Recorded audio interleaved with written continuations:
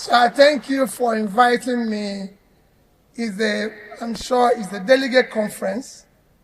I can only but wish you the best of deliberation and continue to talk about Nigeria. Mr. President, thank you for that very long, detailed speech. Whenever you listen to things like this, I at times want to say a few things that might not be in support of my own sister, because the chairperson is my sister. But when they say we wash our dirty linens in public, there's nothing you can do, because the linen is already in the public. You're just doing, because there's nothing you can do. It is we that are in government that is actually doing that. How do you, Mr. Chairperson, see what our brother read today? That we are going to face hunger strike in a country like Nigeria, where there's vast, fertile land. And he mentioned 3 states that is going to be mostly affected. Borno State, Adamawa and Yobe. These 3 states, Borno State is the second biggest state in Nigeria, with 70.9 thousand square kilometers. Followed by, among the 3 states, Yobe is 45.5, and Adamawa is 36.5. 3 of them put together is 108,000 square kilometers. That is 5 times the size of Israel. Israel is 22.1. And so if you size Israel is 210 and this is 110. And Israel is doing food exports. And these people can't feed themselves. That is what is wrong. And that is what we must fix to stop washing our dirty linen in public. I wish you the best of deliberation. Alright guys, welcome back again to my channel. I have a question for those that don't want to see Nigeria work. What is even your benefit? What are you going to benefit if Nigeria keeps failing? Because this man has brought himself as a sacrificial lamb to see that this country is great. He understands every sector of Nigeria. He knows where and where that we need to invest in and that can change this country and turn it around. So why are we still our own problem, Nigerians, the poor ones? Because you selling your vote is you selling your 4 years to the wrong party. You selling your vote is them selling your future for the wrong party. Then why can't you wake up and do the needful? You see that this man on every day he comes out to say something. He says something that he understands. He says something that we know that is true. He knows that all these hectares of land we have in Nigeria, if we can invest in them agriculture wise, then we can be exporting products, exporting food, which can help to boost our economy. He has been shouting, let us invest in Nigeria, agriculture, health sector, and education. He always say, let us convert this country, or let us change this country from a country that only consumes to a country that also produces. That is the only way we can boost our economy. Borrowing money cannot fix Nigeria. Giving bribe cannot fix Nigeria. Doing giveaway cannot fix Nigeria if we don't work on the root cause of Nigeria's issue. We are only consumers and we are not producers. How do we intend to boost our economy? So watch this video from Arise News on how they tackled and won the issue of vote buying and vote selling, because we are playing with our future. Just watch and let me get your views in the comment section. The Labour Party's 2023 presidential candidate, Peter Obi, is warning that vote buying is destroying Nigeria's democracy and its future. Well, he's described the practice as a slow poison, saying that those who sell ballots are not just victims, but accomplices, trading away hospitals, schools, and jobs for temporary cash. Now, Obi has argued that politicians who buy votes are not generous, but simply purchasing the license to loot public funds once in office. He urged Nigerians to resist the politics of bribery and to choose leaders who will not plunder but rather will build. Meanwhile, the Labour Party itself admits to bearing responsibility for recent defections. Interim Chairman Senator Esther Nenadi Usman said weak background checks allowed opportunists to use the party as a platform during the 2023 elections. She announced sweeping reforms, including membership revalidation, targeting 10 million new members, grassroots congresses, and a national convention to elect substantive leaders before the year ends. The party insists it remains resilient and is working to consolidate its base ahead of 2027. Well, joining us now for an analysis on the dangers of vote buying to Nigeria's political future is Dayo Shawali, our Rise News analyst. Thanks for joining us. Welcome to Newsday, Mr. Shawali. So what's your immediate reaction to the allegations of vote buying that have been highlighted, by Peter Obi? It is part of our culture. That's culture. Yes. Wait, that's strong. Let me expatiate. Yes. Okay, that's unfortunate. The other day, we were discussing about a Canadian judge who said, who ruled on an immigration matter that a Nigerian could not enter because where he comes from is run by two parties. He mentioned APC, PDP, and that they are terrorists. Oh, right. So they have. So he can say that from afar, and I will object to it, which I did. But amongst us now, we must know and agree that all is not well with our democracy. Of course. And all what will be said on this issue, I agree totally with it. Because our politics has been monetized, commercialized, and turned into a trading proposition between those who want to be elected and those who are the voters. That is the norm. It is a great aberration. It's a great aberration. And this particular instance, he is appealing to voters that, you see, have the courage to resist those who are offering you bribe. You get me? Because if you do, you are mortgaging your future to people who buy votes and who don't feel they have a responsibility to anybody in getting them to power. There was a time a governor in the East got to power, and the person who put him there said he would take 13 out of the 15 cabinet posts. And the philanthropist, political philanthropist, now said he invested in power. This is the sort of thing we are talking about now.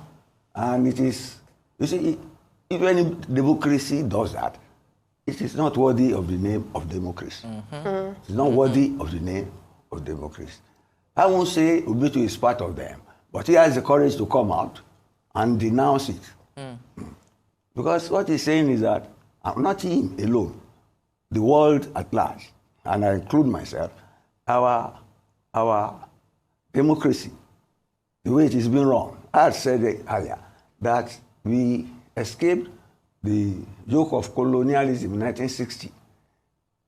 You get me? And ever since, we have been under another yoke of colonialism, which was military when the 1960s coup was enacted, and even up till now.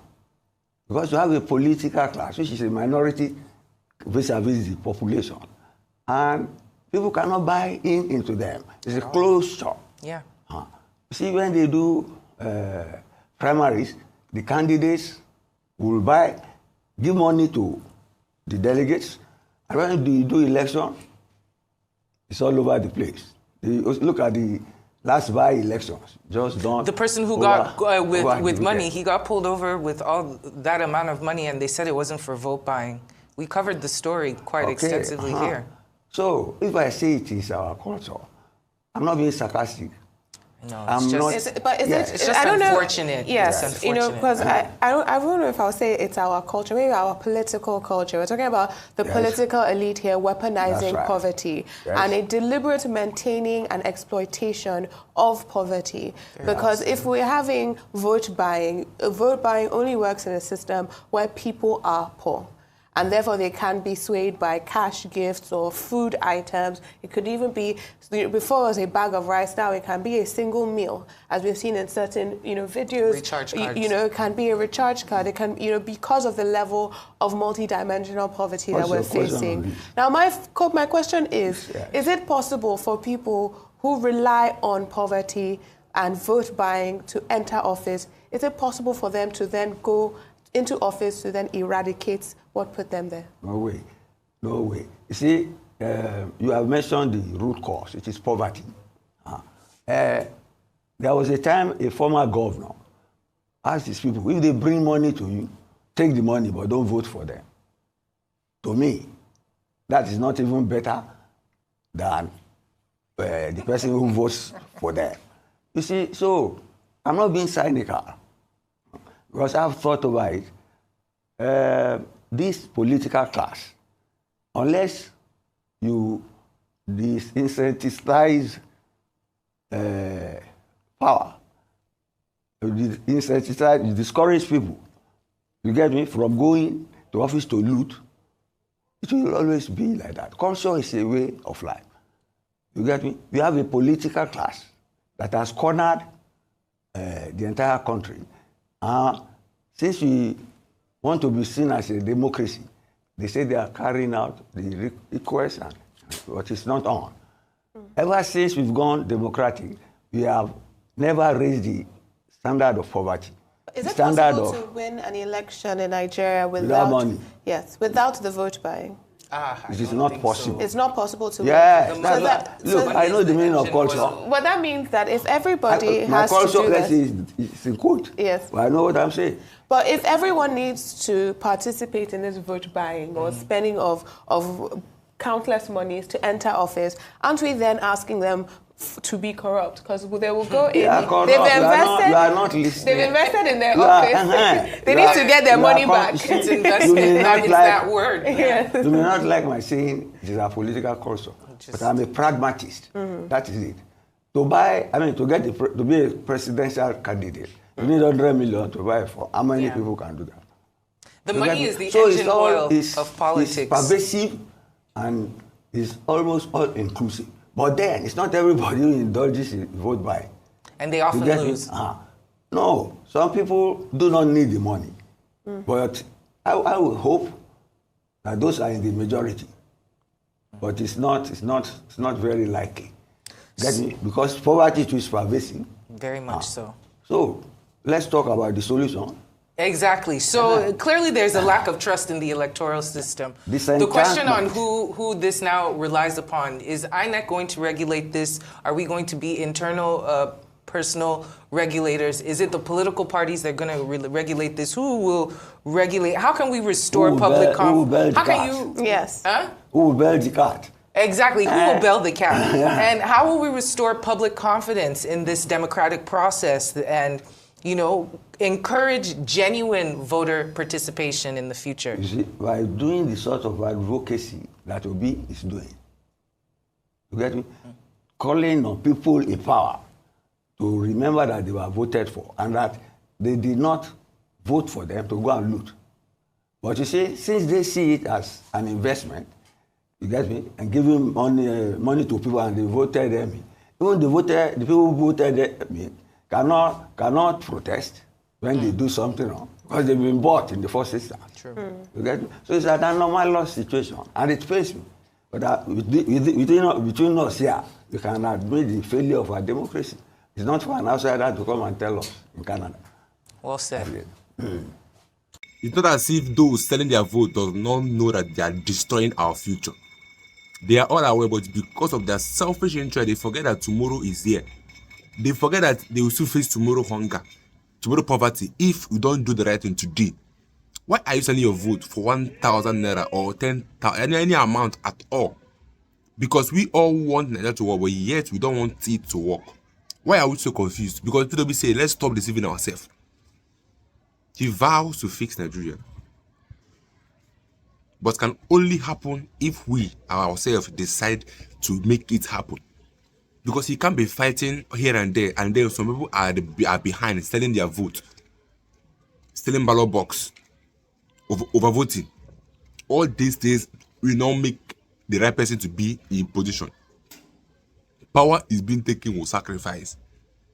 Some people have to sacrifice a lot of things to see power work. Because people cannot be shouting here and there to make Nigeria work. Where some people are busy selling their vote. We are selling our future. If we don't know, let us know it now. Because what happened in Kano and Anambra State is a proof that the next election might be worse than last election. Because there might be more vote buying. The government are making us poor on purpose so that they can be able to bribe us with chicken change to remain in power. That's their only strategy. Why can't you just say no to bribery and corruption and then let that strategy fail? Then somebody that understands what it takes to boost the Nigerian economy can be in position. Why can't you just do that? Just that. But tomorrow we are shouting, we are hungry, APC is this and that, but yet we are still collecting bribe for the same APC to work for them, and then after everything we'll still go back hungry, crying, APC this, APC that. But let me get your views in the comments section. I'll be you guys in my next video. If you can subscribe, stay tuned guys in my next video.